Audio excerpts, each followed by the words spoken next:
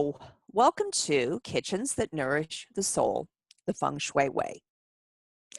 My name is Julie Schuster, and here at our design studio, the focus is on creating safe, accessible living spaces that also nurture and support those that live in them. How do we do this? Through our unique combination of living in place design and Feng Shui. Today, however, what I'd like to concentrate on is how to apply some Feng Shui principles to the kitchens that we design and live in so that we improve the quality of the energy of our living spaces to not only nourish our bodies, but our souls as well. Are we ready to begin? Well, then let's go. The kitchen is the heart of the home. I know we all believe that, and if that is so, it's unique in its function to both nourish health and sustain life. Its ability to do that, of course, has a profound impact on the lives of everyone who lives in a home. And you don't have to be a holistic practitioner to believe that. I'm a big believer that a well-designed kitchen paves the way to a well-designed life. In other words, a happy kitchen creates a happy home. This thought process transcends both Eastern and Western philosophies, at least from my conviction. That proves that Feng Shui is good design. And good design is all about Feng Shui. So let's take some time and consider some of the factors that go into creating a happy, healthy kitchen from a Feng Shui perspective. Let's begin at the beginning, just so that everyone gets onto the same page. Everything in the universe is made up of energy, right? We believe that. That's what we learned back in high school physics. Well, in Eastern philosophy, we feel that all of the energy in the universe manifests itself as one of 5 elements, or as we sometimes call them, the 5 transformations of the known world. Those 5 elements are fire, earth, metal, water, and wood. So if you will, energy can have a bit of a personality. So far, is everyone with me? Okay. These elements are in constant motion, and as such, they have an effect on one another. And that effect can either be generating or controlling. What exactly do we mean by that? Well, let's not have any sort of connotation attached to this. The effects are, if you will, neutral on one another. There's no good or bad here. But let's talk about it. Fire creates more earth, doesn't it? It burns things up, they become ash, they go back to the earth and make more of it. We've all seen this in our pictures of volcanoes and the activity that occurs on an island, let's say. Earth creates metal. It's the cauldron in which metal forms, if you will. Metal holds and condenses water, so it has the ability to create rivers and streams.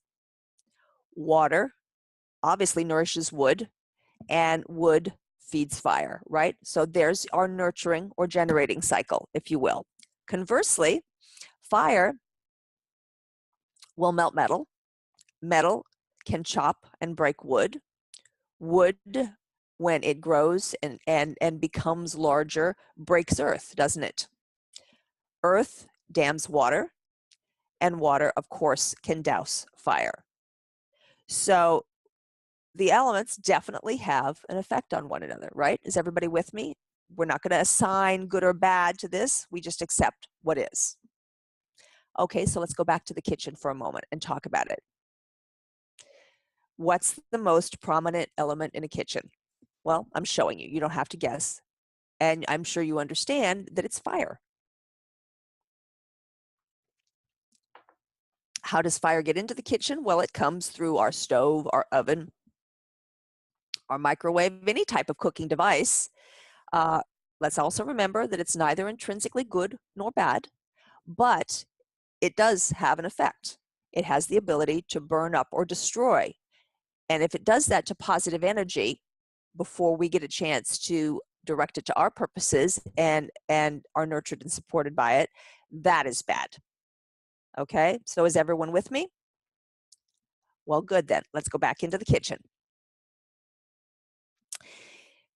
if you have the luxury of a new build, you can have some input on where to position the kitchen within the home and within the flow of energy that comes into the space. But first, we need to understand how that flow of energy works. The kitchen symbolizes wealth and prosperity in our lives. So, as such, it's best to have it not in direct alignment with either the entrance or the exit of energy in the home.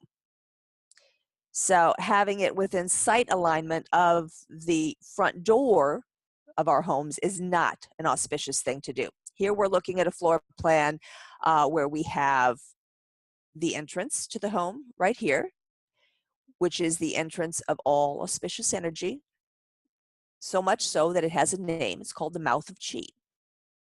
It's not in direct alignment with the exits to the home, which would be windows and doors other than the mouth of Qi. So here we've placed the kitchen in its most profitable ability to affect our home life and affect the food that we prepare in it. Okay. Well, why is that important? Why does that matter? Let's talk about it for a second. Feng Shui is all about the idea of maximizing the flow of positive energy, right? Well, if we want to do that, we have to first think of the home as analogous to the human body. What does the body have to do? It has to breathe, right? It breathes in through its nose and out through either the mouth or the nose again. As such, our homes have to do the same thing. And they breathe through the mouth of Qi, as we talked about before, or the front door. That is the entry point of all fresh, auspicious energy into our spaces. So what happens if that energy, that new energy, flows into our home and straight into the kitchen? Let's look about that. I live and work predominantly in New York City. And what you're looking at here, believe it or not, for those not familiar with small lifestyles, this is a typical studio apartment that one might have here in the city. Here we have the entry to our home, or the mouth of Qi, and we're looking straight into the kitchen when we walk into our space. Naturally, what energy will want to do is continue in its river-like pattern if we don't disturb it, and it's going to flow straight into that kitchen, where it's in danger of being burned up by the overactive fire in the space. So all of this new energy is going to be eliminated before it can be deposited into the home and have the occupants of this space benefit from it. The activity of cooking and preparing nutritious meals can have the downside of destroying fresh Qi. So what would we rather see happen? Something like this. Okay, so relatively simple changes of an architectural nature, like adding a door right here and or hanging a light fixture here. I recommended one of faceted crystals, have the effect of having the energy hit the crystals, and as light would bounce off of them, it would bounce off this into other directions other than directly into the kitchen. So we are encouraging the energy to go and meander through our space, rather like a stream meanders through the landscape, picking up silt, depositing silt, and moving on. So we would drop off a lot of the auspicious new energy that comes into our space before it has an opportunity to depart, taking the old and stale with it, or in this case, wander around and into the kitchen, where if it gets burned up by the activity of cooking and preparing nutritious meals, it isn't really burning up the new and fresh auspicious energy. But what do we do if we can't make permanent architectural changes? What you're looking at here is the floor plan of a Feng Shui analysis that I did for a client, and gives us the opportunity to talk about things like rugs, furniture arrangement, screens, bookcases, even plants can all redirect the flow of energy or slow down its race directly into the kitchen in this particular instance. So what you're looking at here is the entrance portal where the energy is going to come into the space. We've placed some carpeting here to encourage the energy to either go up the stairs or into the living space, okay, where it's going to bounce around on all of our furniture as it's stationed, depositing and picking up the old before it proceeds this way or this way, where we even did something like putting a plant here, a very simple fix that would stop the energy from flowing straight to the cooktop, but to redirect it in other ways before it gets burned up. So furnishings and carpeting, things like that, also slow down and redirect incoming energy once around the space once again. So let's step back into the kitchen proper now and talk about some other ways of manifesting auspicious energy and causing it to thrive within the kitchen itself. Reflective surfaces or mirrors behind the cooktop can have the effect of bringing auspicious energy into our spaces. How do they do that? Well, in Feng Shui, we think of the cook in front of the cooktop. If that person has his or her back to the entrance to the room, what happens there? Well, you know what it's like when all of the activity is taking place behind your back, whether you're sitting or standing. It creates discomfort. And that discomfort can get cooked into the food for the family. Well, how do we mitigate that? It can be as simple as hanging a mirror behind the burners. But there are an endless array of options that can be designed into a kitchen that are lovely as well as reflective. So here what we're looking at in this case is some beautiful glass tiles behind the cooktop. Here we used stainless steel, and you can see the reflective quality of the light that's coming in through the window in this particular case. Both of these, and something even as simple and as practical really as putting this stainless steel panel behind the cooktop to catch the grease and smoke that comes into a place, are reflective and allow the cook to see, metaphorically, what's going on behind him or her.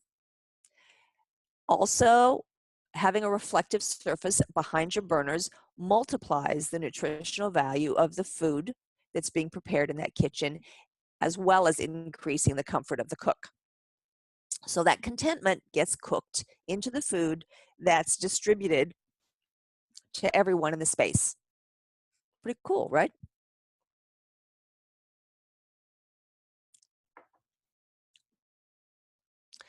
The other thing I don't want to forget to mention is that people bring positive fire energy into our homes. So having friends over and eating a meal in your kitchen invites life into our spaces, invites positive, auspicious energy.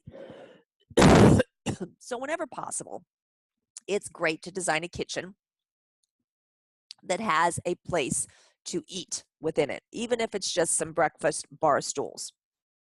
And that's probably the most important thing to remember, is to have life enter our spaces through friends and family. The energy of our kitchens is powerful. It's one of the most important rooms in our home. So whenever we cook and create food in the kitchen, we believe that that comes back to us in the power of 10.